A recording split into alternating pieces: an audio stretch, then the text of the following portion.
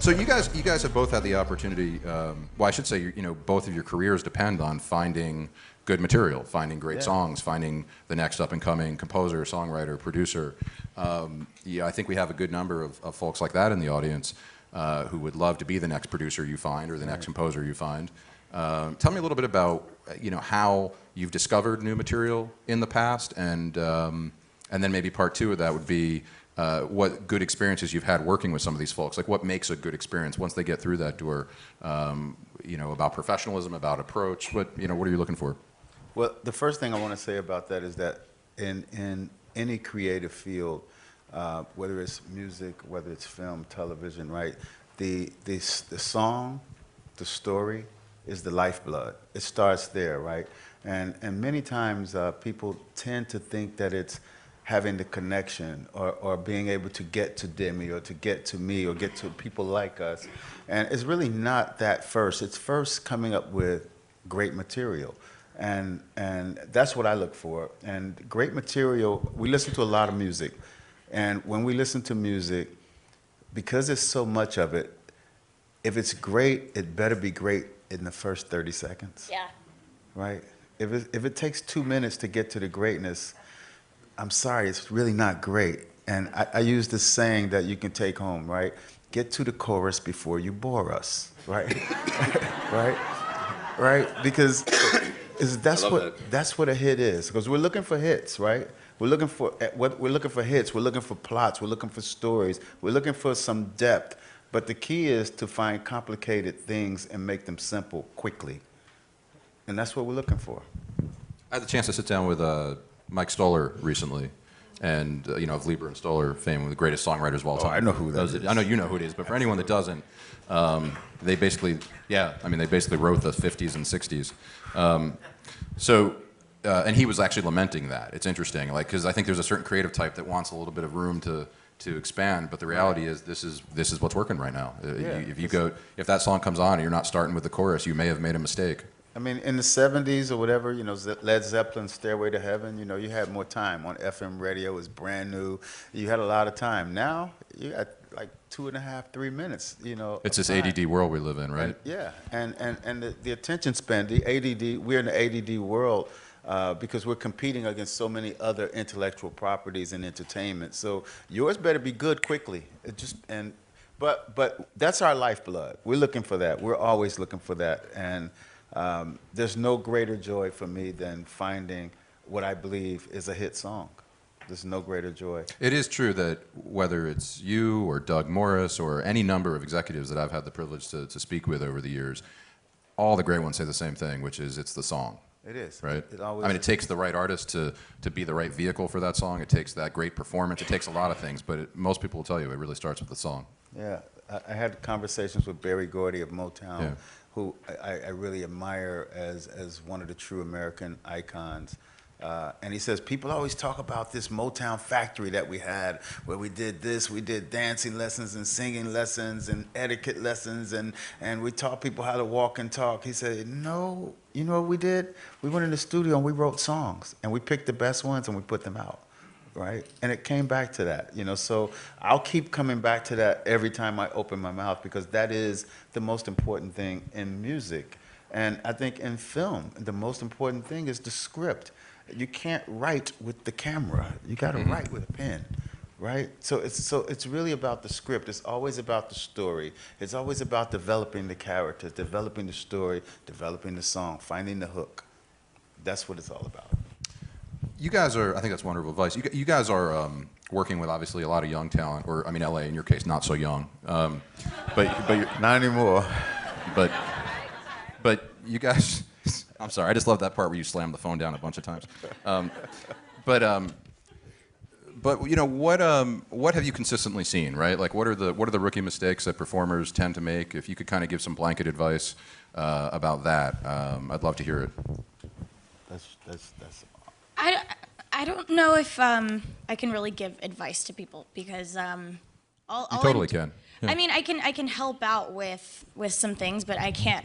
It's taken me a long time just to get to where I'm at today, and I don't feel like I know everything. And I do know that what performers need to do is, like you said, they need to catch you within the first 30 seconds. And for me, when I was watching the auditions at X Factor in the different cities, it was shorter than 30 seconds because we had so many people to go through. And if you didn't catch me within the first 10 seconds, I was like, done, bye, over it. Sometimes they surprise me, but those first few seconds of your performance is so crucial. First impressions are everything, and you want to leave a really great one, especially on, a live television show. What's an example of a performance maybe that's in your mind that did that for you? And what was so special about it? What was the trick that grabbed you?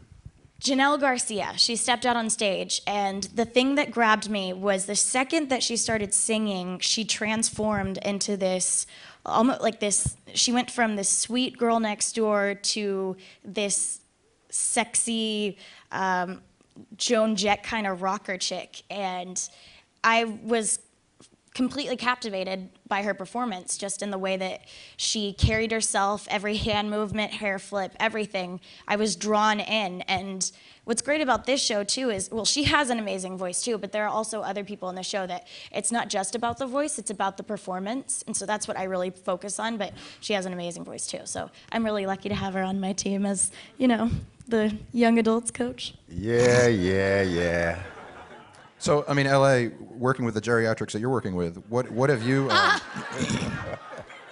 what have you picked up about like first performance moments? Like how do you create that cut through?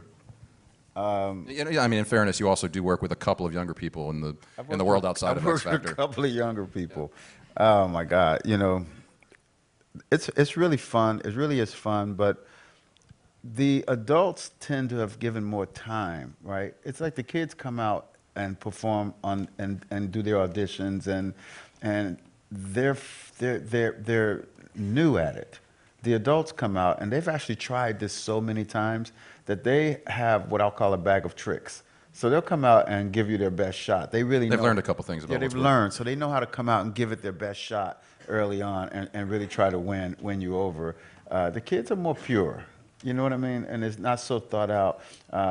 The olders tend to be a little more theatrical. They're more influenced by so many things they've seen through time, So, it's going to be a difficult season for me because I don't really have a lot of advice for them. You're just going to have to take all those old people and make them work like Justin Bieber or Pink or any of the other artists that you've created in the last few years. Have grandma singing "Baby, Baby, Baby" by Justin Bieber. Dude, that's going to be a hot look. Okay, I have one last question, and then I'm going to see if there's some questions from the audience. So get your questions ready, because I know there are.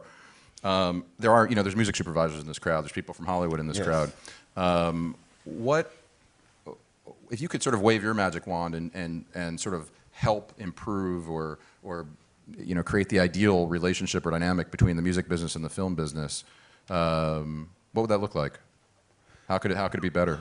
I think for me it would be.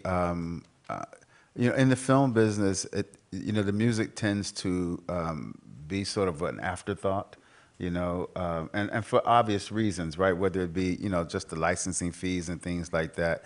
In a perfect world, I would love for the music to be considered earlier in the process, and sort of work with and really create, really special music for the film, as opposed to it being completely an afterthought and then sort of taking what the music that you can afford to, as opposed to the music you really choose to use, I think that there has to be a sweet spot that's a real partnership between film and television, and it's in the creative process. It's not after the fact. And that might be asking for a lot, but I'd like to see that. I really like to see it. I hate watching movies and people are fake dancing because they didn't have the real song until after the film was done, and nobody's on beat because there is no beat, It's kind of all right to have a beat, So some of those things that they may not affect the box office of a film, but they do affect the experience a little bit, And we create music because we want people to enjoy it, and we want to be partners in the film business. We want to have that music licensed. We want to have syncs in the film business. That's sort of a long-winded answer, and sort of maybe sharing a little bit of my frustration with the process. Yeah. But what I really like to see is just us spending more time early on. I invite, music supervisors to my office. I would like people to come and hear what we're working on, go to the studios, hear what we're working on, even come to our TV show and sort of see what we're working on early, and just try to build the relationship, or try to find that magic moment, that magic bullet early. That's what I wish for. Awesome. Anything to add to that, Demi? I am really focused on the performing Sure, side, sure, and that's I'm what I not going to figured. pretend like I know a ton about the total business aspect of it, but I do know that when the more relationships that are built, the more possibilities that come out of it. Yeah. And if, That's right. the possibilities are endless. So come to the show, shake my hand. I don't know. Let's work together. Let's do something. So you came to this conference, and now Demi has invited you all to come to the show and shake her hand. Yes. It's like the perks just don't stop from the billboard and Right, exactly.